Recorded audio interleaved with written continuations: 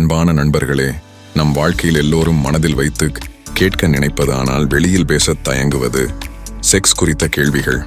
இன்று அவற்றுக்கு எளிய அறிவியல் அடிப்படையிலான பதில்களை பார்க்கலாம்.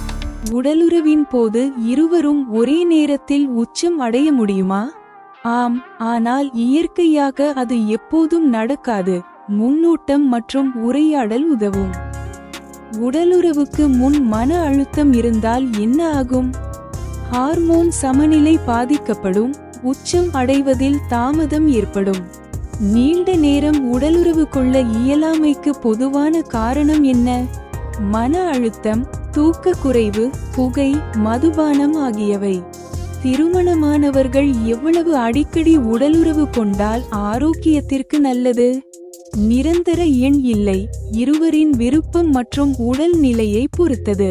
நண்பர்களே, இப்படி தவறான நம்பிக்கைகளுக்கு சரியான அறிவை தெரிந்து கொள்வதுதான் ஆரோக்கியமான உறவிற்கான முதல் படி.